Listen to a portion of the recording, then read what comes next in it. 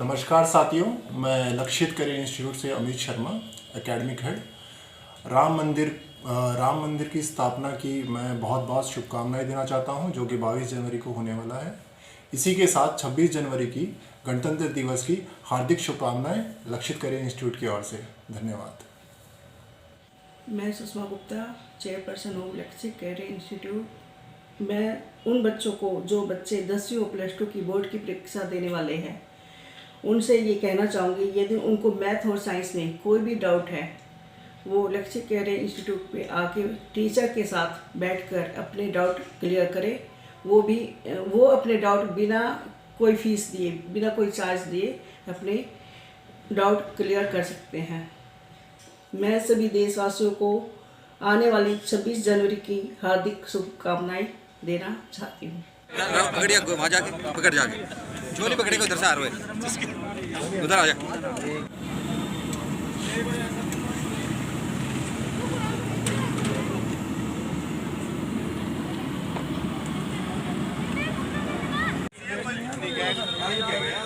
भाई साहब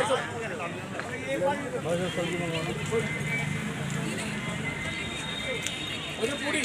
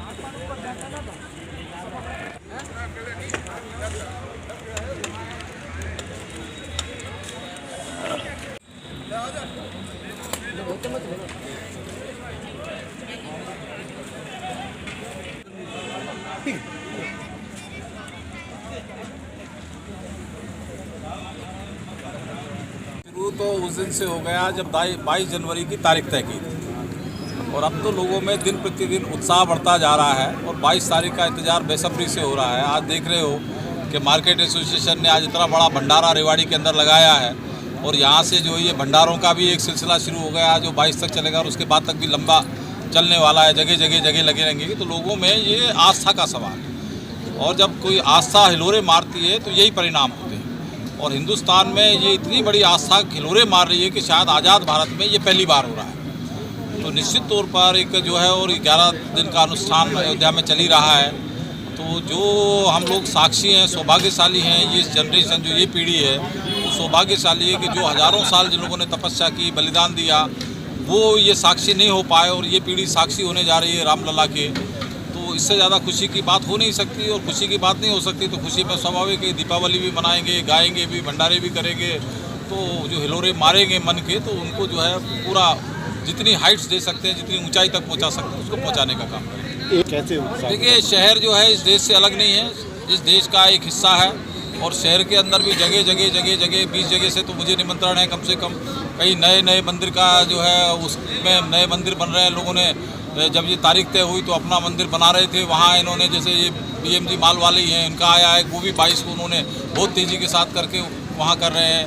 16 राई पर भी मूर्ति की स्थापना, मतलब शहर में जगह जगह। अभी थोड़ी देर पहले आप ही लोग चर्चा कर रहे थे कितना भव्य जो है भैरव मंदिर के ऊपर वहाँ सजावट की हुई है, कितनी लाइटिंग की हुई है। तो ये भावना है, जन भावना है, और जन भावना का जब उत्साह बनता है तो वो ऐसे ही इसी रूप में दिखाई देता है जिस रूप में आपको आज दिख रहा है। और 22 तारीख को इसकी जो है परिणति होने वाली है। कुछ राजनीतिक बातें भी आपसे कर रहे थे। अशोक तंवर आज भाजपा ज्वाइन कर रहे हैं जी, क्या पूरा सिनेरियो रहेगा उनका भाजपा? देखिए, अशोक तंवर जी बिना किसी शर्त के भाजपा में, क्योंकि भाजपा एक ऐसा समुद्र है कि यहाँ सबका स्वागत है, सबको है। और अशोक तंवर जी कांग्रेस के अध्यक्ष भी रहे, अशोक तंवर जी सांसद भी रहे, पुराने इस प्रदेश के नेता हैं। आज वो भारतीय जनता पार्टी में आ रहे हैं, तो पूरी भारतीय जनता पार्टी की प्रदेश यूनिट उनका स्वागत कर रही है, अभिनंदन कर रही है। ताकत बढ़ती है कोई भी परिवार में शामिल होता है तो आज उनका जो है वहाँ हमारे दीनदयाल उपाध्याय मार्ग पर जो भाजपा का केंद्रीय कार्यालय, वहाँ पर उनका जो है आज ज्वाइनिंग होने वाली है। प्रदेश अध्यक्ष भी हमारे रहेंगे, बाकी लोग भी रहेंगे। तो अच्छा है, सब स्वागत कर रहे हैं। नाम तो सभी के हैं, फिर कांग्रेस का विरोध क्यों? नहीं, कांग्रेस का विरोध नहीं। कांग्रेस की अपनी राजनीति रही है, और कांग्रेस की जो राजनीति रही है वो हमेशा से तुष्टीकरण की राजनीति रही है। और इसी बात का विरोध भारतीय जनता पार्टी करती गई है कि हर हिंदुस्तानी है, भारत माता का बेटा है, भारत माता का बेटा है, इसमें क्यों काट छाट करते हैं। तो वो जो काट छाट करते हैं तुष्टीकरण के नाम पर, चाहे वो कांग्रेस हो, चाहे समाजवादी पार्टी हो, चाहे इस तरह की कई पार्टियाँ हैं, तो उनको लगता है कि ये सारा तुम्हारा सब कुछ तुमसे छीनता चला जा रहा है। और कभी भाजपा को नहीं लगा कि भाई तुमने क्या छीन रखा है, तुम तुष्टीकरण की राजनीति करके क्या करते हो। भाजपा ने कोई ले जाके किसी को जो है अल्पसंख्यक को ले जाके समुद्र के अंदर थोड़ी बहा दिया या उसको जो है पिंडदान कर दिया, लेकिन उनके मन में इतना ज़्यादा नफरत का भाव भरा है तुष्टीकरण करते करते, तो उसके कारण ये दुर्भाग्यपूर्ण है देश की राजनीति के लिए भी और कांग्रेस के लिए भी कि आज कांग्रेस किस मुहाने पर खड़ी है। तो कांग्रेस को चिंतन करना चाहिए, मनन करना चाहिए और कम से कम 22 तारीख ऐसा दिन आ रहा है राम के नाम का कि यदि हम सनातन धर्म को मानते हैं, ठीक है, अल्पसंख्यक भी हैं, वो भी इस देश के वासिंदे हैं, उनका कोई विरोध नहीं है, लेकिन सिर्फ तुष्टीकरण किसी का भी करो वो कभी भी ठीक नहीं कहा जा सकता। क्या सनातन और राम के बयार में 2024 में सुपड़ा साफ होगा? देखिए, ये दो अलग अलग विषय हैं। जब एक हमारा उत्साह हिलोरे मारता और उसी समय पर चुनाव होने वाले, तो निश्चित तौर पर उसका लाभ मिलेगा। यदि कोई इस तरह जो तुष्टीकरण करने वाले लोग हैं वो इस तरीके का काम करते तो उनको उनका लाभ मिलता। तो ये निश्चित तौर पर, क्योंकि हम लोगों का तो एक संकल्प था कि धारा 370 को हटाएंगे, राम मंदिर को हटाएंगे, ये तो हमारे मैनिफेस्टो के अंदर जब से भाजपा बनी है, जब से हमारा संघ परिवार सामाजिक जीवन के अंदर आया है, तब से हम लोगों का संकल्प था। एक समान नागरिक आचार संहिता जो रह रही है वो भी हमारा संकल्प है। तो समय समय पर हम अपने संकल्पों को पूरा कर रहे हैं और ये राम की दी हुई शक्ति है कि जो हम इसको कर रहे हैं, और अभी तो इसके आगे भी बहुत कुछ होने वाला है। देखते जाओ आगे आगे अभी होता है क्या। डॉक्टर साहब, बात नेशनल की होगी, स्टेट की होगी, बात रेवाड़ी की करते हैं।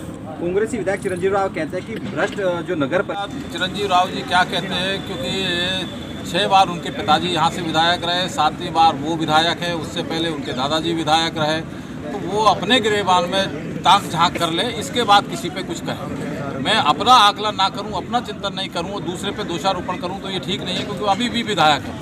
उस विधायक होने के नाते यदि भाजपा काम नहीं करे, यदि यहाँ भ्रष्ट लोग बैठे हैं वो है, तो कितनी बार आंदोलन उन्होंने किया, कितनी बार लोगों के लिए लेके धरना प्रदर्शन किया। जो विपक्ष का काम क्या है कि आंखें खोलना सरकार की, यदि सरकार ठीक काम नहीं कर रही है तो कितनी बार किया। यो आके मीडिया के सामने बयानबाजी कर देना और वो अपनी राजनीति को करते रहना। वो तो मुझे पता लगा भी 5-4 दिन पहले वो तो यार रेवाड़ी छोड़ ही गए, वो तो गुड़गांव ही रहते हैं। राजनीति रेवाड़ी कभी आते हैं तो अपनी उपस्थिति दर्ज कराने के लिए मीडिया में, चाहे वो हो चाहे कप्तान साहब हो, कोई एक आध शगुफा छोड़ जाते हैं और फिर अपना गायब हो जाते हैं। तो इस तरह राजनीति नहीं चलती। लोगों के बीच में रह के लोगों की समस्याओं का समाधान करना पड़ता है। विपक्ष की भूमिका में यदि आप हैं तो पहले विपक्ष की भूमिका को आप ईमानदारी से निभाएं, और यदि आपको ईमानदारी से निभानी नहीं आती है तो हम लोग तो जीवन भर विपक्ष में रहे हैं, हमारे पास आ जाए, हम बताएंगे विपक्ष में हम थे तो कैसे अपनी भूमिका निभाते थे।